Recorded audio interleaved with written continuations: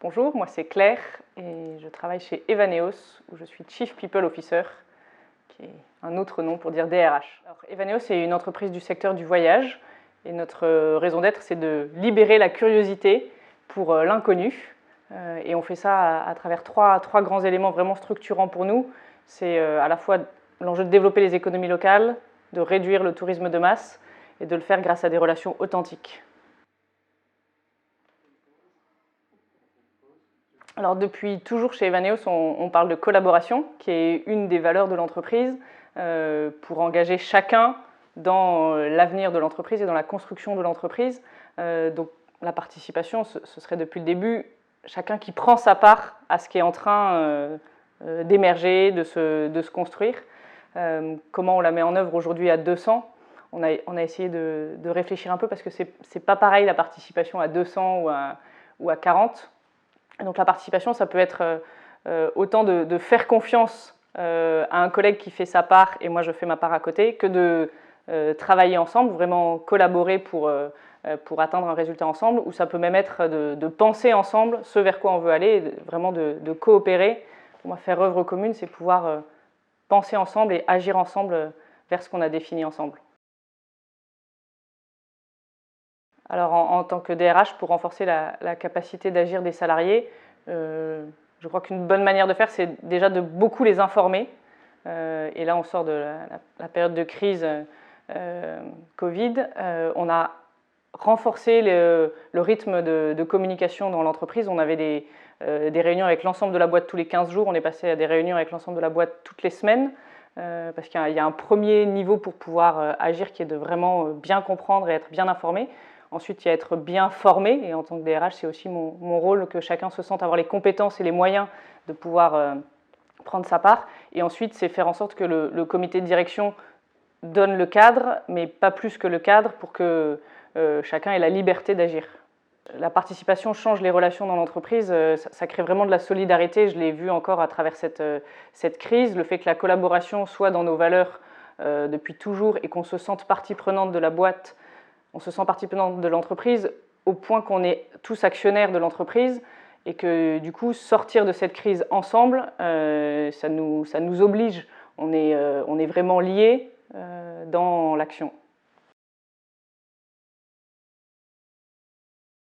Je pense que le fait d'avoir suscité depuis toujours la participation et l'engagement des salariés crée aujourd'hui une entreprise plus résiliente.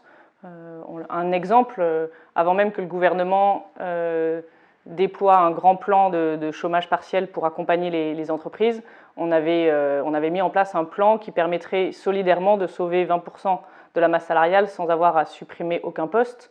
Et on l'avait fait parce que les gens se sentent liés les uns aux autres pour accomplir la mission d'Evaneos.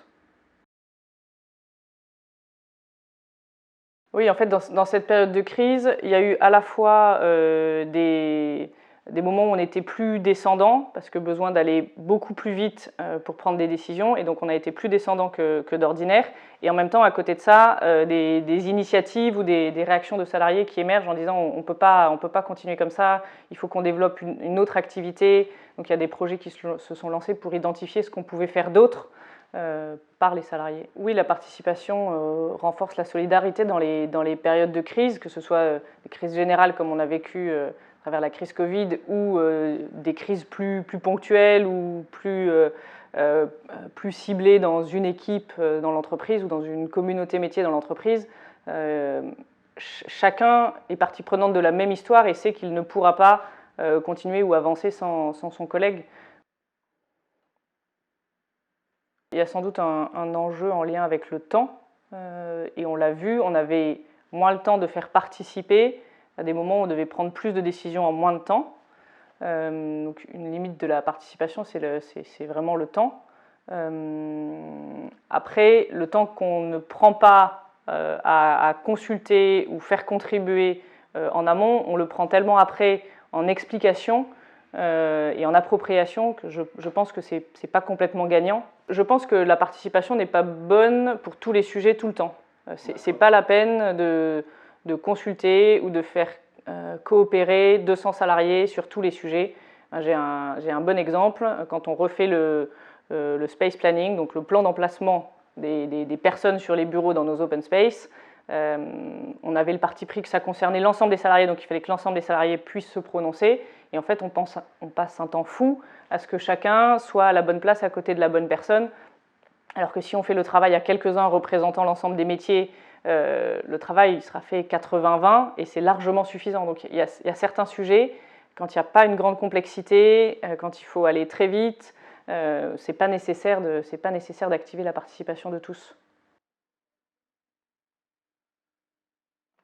Parfois, il y a des résistances à la participation parce que ça engage davantage la responsabilité des salariés. Et certaines fois, ils préféraient être moins sollicités et plus tranquilles, si on peut dire, parce qu'avec le pouvoir d'agir, ils ont la responsabilité qui va avec.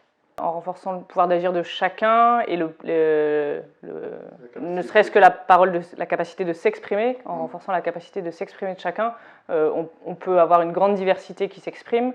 Je pense que le fait d'avoir une raison d'être assez claire et une orientation assez claire de la boîte est ce qui finit par nous mettre d'accord. On va plutôt chercher cette diversité, on est plutôt content que des paroles un peu dissidentes s'expriment quand on arrive à les travailler et à en faire quelque chose vers notre mission. La participation de tous favorise l'initiative, favorise la créativité, favorise l'émergence du nouveau et du meilleur pour l'entreprise. Et c'est la finalité qui oriente l'action et qui aligne l'ensemble des salariés.